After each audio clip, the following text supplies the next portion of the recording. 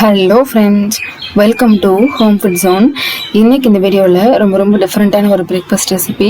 நல்ல ஃபில்லிங்காக இருக்கும். வழக்கமாக நம்ம செய்கிறத விட நல்ல டிஃப்ரெண்ட்டாகவும் இருக்கும். இதை எப்படி செய்கிறத பார்க்கலாம்.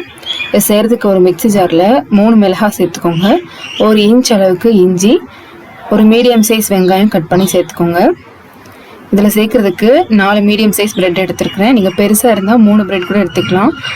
இதையும் உள்ளே சேர்த்துக்கலாம். இப்போ இதில் 1 டீஸ்பூன் சீரகம் கூட சேர்த்துட்டு தேவையான அளவு தண்ணி விட்டு நல்ல பேஸ்ட்டாக அரைச்சி எடுத்துகிட்டு வந்துடுங்க. இந்த அளவுக்கு நல்லா பேஸ்ட்டாக அரைச்சிருந்துருக்கணும். இப்போ ஒரு மிக்சிங் பவுலில் 1 கப் அளவு கோதுமை மாவு, இது கூட ஒரு 1/2 டீஸ்பூன் உப்பு, இது எல்லாத்தையும் சேர்த்து நல்லா கலந்துக்கோங்க. இதில் ஒரு 2 டீஸ்பூன் அளவுக்கு எண்ணெய் சேர்த்துக்கலாம். இதையும் நல்லா கலந்து விட்டுக்கோங்க. இப்போ இந்த கோதுமை மாவில் நம்ம அரைச்சி எடுத்துகிட்டு வந்த பேஸ்ட்டை சேர்த்துக்கலாம். இப்போ இதை நல்லா கலந்து விட்டுக்கோங்க. நல்லா இந்த அளவுக்கு மிக்ஸ் பண்ணி எடுத்துகிட்டு இப்போ இதில் ஒரு மீடியம் சைஸ் வெங்காயம் புதுசாக நறுக்கி சேர்த்துக்கோங்க. ஒரு பாதி அளவு மாங்காய், அதாவது ஒரு 1/2 கப் அளவுக்கு துருவன மாங்காய் சேர்த்துக்கோங்க. ஒரு கைப்பிடி அளவு கொத்தமல்லி எல்லாம் சேர்த்துக்கோங்க. நல்லா மாங்காய் பொடுசை துருவி சேர்த்துக்கோங்க. இப்போ இதையும் இந்த மாவோடு சேர்த்து நம்ம நல்லா கலந்துக்கலாம். கடைசியாக இதில் ஒரு 2 டீஸ்பூன் அளவுக்கு எண்ணெய் சேர்த்துட்டு நல்லா கலந்து விட்டுக்கலாம்.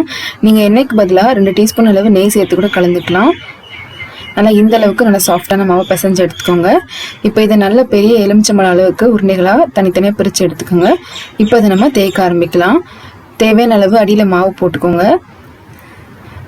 சப்பாத்திக்கு தேய்க்கிறத விட கொஞ்சம் தடிமனாகவே தேய்ச்சிக்கோங்க. இது நீங்கள் மெல்லிசை தேய்க்க முடியாது. இந்த அளவுக்கு நல்லா தேய்ச்சிருந்துருக்கணும். இதே போலவே எல்லாத்தையுமே தேய்ச்சி எடுத்துக்கோங்க. இப்போ இதை நம்ம சுட்டு எடுத்துடலாம். ஒரு தோசை தவா சுடு பண்ணிவிட்டு இதை நம்ம உள்ளே சேர்த்துக்கலாம்.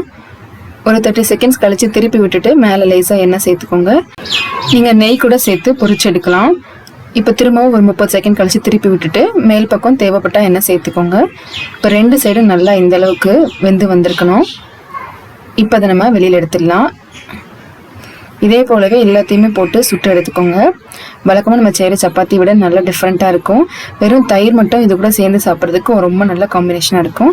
கண்டிப்பாக இதே மாதிரியே நீங்களும் செஞ்சு பாருங்கள். இந்த ரெசிபி உங்களுக்கு பிடிச்சிருந்ததுன்னா லைக் பண்ணுங்கள், ஷேர் பண்ணுங்கள், கமெண்ட் பண்ணுங்கள். கண்டிப்பாக ஹோம் ஃபுட் ஜோனுக்கு சப்ஸ்கிரைப் பண்ண மறக்காதீங்க. இதே போல நான் நல்ல ரெசிபியோட நாளைக்கு உங்களை மீட் பண்ணுறேன். அது வரைக்கும் பாய்.